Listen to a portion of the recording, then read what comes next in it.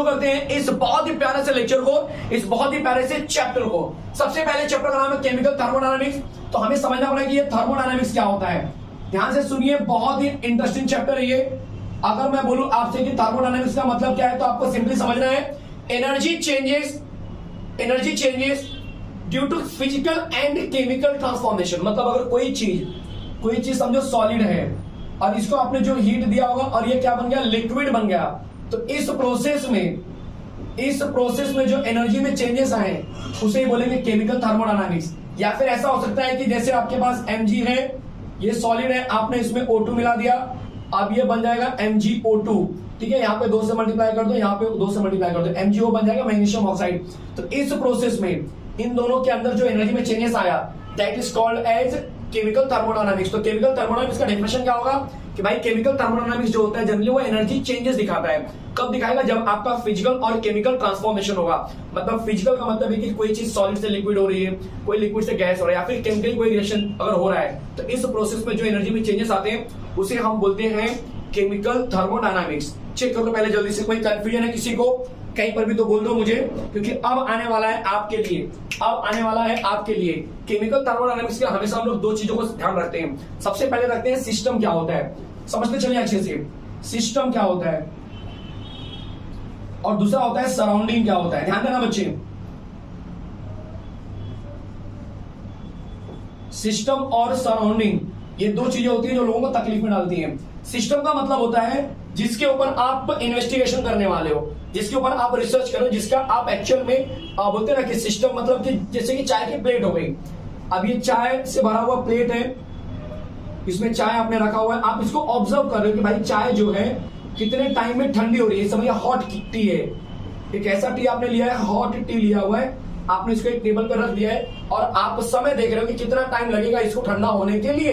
इसका मतलब कि ये जो चाय की जो प्याली दिख रही है आपको, हॉट टी जो कब दिख रहा है, इस समय आपके लिए सिस्टम हो चुका है, जिसके ऊपर आप इन्वेस्टिगेशन करते हो, that is behave as a system. और इसको छोड़ के, सिस्टम को छोड़ के बाकी जो कुछ भी दिखता है आपको that will be the surrounding. तो except system everything will be surrounding, इस बात का ध्यान देना। और यूनिवर्स किसको बोलेंगे, तो भाई यूनिवर्स होता है system plus surrounding. System plus surrounding को हम बोलेंगे यूनिवर्स। सिस्टम प्लस सराउंडिंग को हम क्या बोलेंगे बच्चे, यूनिवर्स बोलते हैं। क्या ये बात एकदम क्लियर है? चेक करो बच्चे जल्दी से, कोई कंफ्यूजन किसी को भी कहीं पर भी। अब सिस्टम में अलग अलग टाइप्स के सिस्टम होते हैं।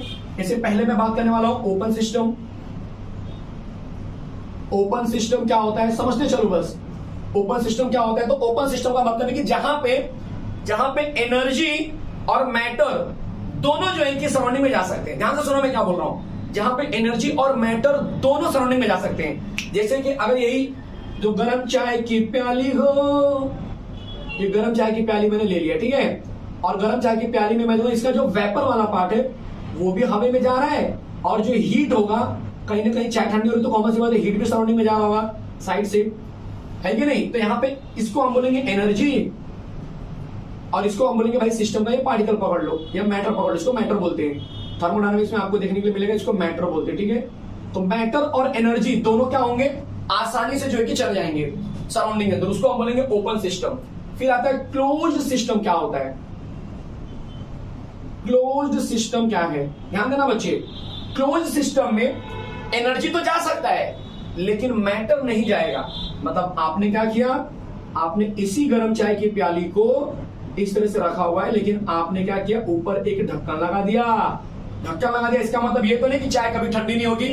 ऐसा हो सकता है क्या, बिल्कुल नहीं होगा सर।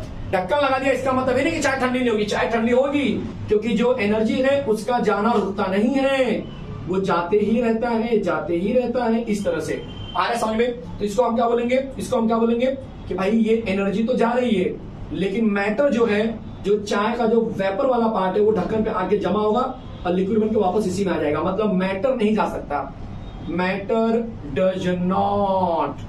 कहां की बात हो रही है, सराउंडिंग की बात हो रही है। सराउंडिंग में जा सकते हैं क्या, नहीं जा सकते। ये लोग जा सकते हैं क्या सराउंडिंग में, यस जा सकते हैं।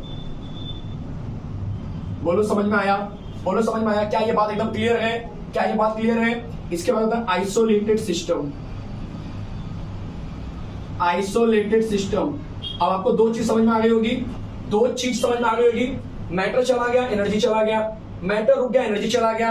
अब तीसरा कंडीशन है कि भाई दोनों नहीं जाएंगे, दोनों नहीं जाने वाले। सर ऐसा कैसा हो सकता है? हम हीट को भी रोक सकते हैं क्या? ये भी हमारे पास सुविधा है? हमें तो किसी ने बताया नहीं कि हम हीट को भी रोक सकते हैं। तो ठंडियों में हम उसको रोक लेते थे, हीट को अपने पास। आजा भाई घर में मेरे पास पड़े रह, बहुत ठंडी लगी इस बार दिसंबर में, जनवरी में। ऐसा सिस्टम था तो पहले बता देना चाहिए। अरे मेरे भाई है ऐसा सिस्टम, ऐसा सिस्टम है। आप हीट को कैप्चर कर सकते हो, जैसे कि थर्मोफ्लास्क होता है, पता है कि नहीं?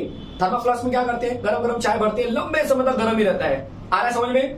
इसका मतलब कि आप ये बोलने वाले हो कि इस बार गर्म चाय का जो प्याली है उसके बाहर आपने एक इंसुलेटेड मैटर लगा दिया है, एक इंसुलेटर कोटिंग कर दिया है और इसको इस तरह से पैक कर दिया है, ठीक है? तो भाई इसमें जो गरम गरम चाय दिख रही है आपको, इसका न तो एनर्जी बाहर जाएगा न तो मैटर बाहर जाएगा। ये दोनों ही बच्चे सराउंडिंग में डज नॉट लिख देता हूं मैं, ठीक है? डज नॉट कौन कौन? एनर्जी और मैटर, एनर्जी और मैटर। यहाँ पे एक्सचेंज ऑफ हीट तो होगा ही नहीं, ठीक है? Does not go to surrounding, does not go to surrounding. बोलो समझ में आया क्या? ये बात एकदम बढ़िया से समझ में आ गई? ऐसा लग रहा है कि हाँ सर थर्मो तो बड़ा इजी लग रहा है, माहौल बन चुका है, बोलते ना स्टेज सज चुका है, अब इस पे परफॉर्मेंस देना है आपको। तो भाई मैंने आपके लिए स्टेज पूरा सजा दिया है, सजा दिया है। देख लो जल्दी से देख लो, यस और नो। यहाँ पे कोई भी सराउंडिंग का बंदा भी अंदर नहीं आएगा और इसका बंदा भी बाहर नहीं जाएगा। मतलब exchange of matter and energy एकदम खत्म हो चुका है।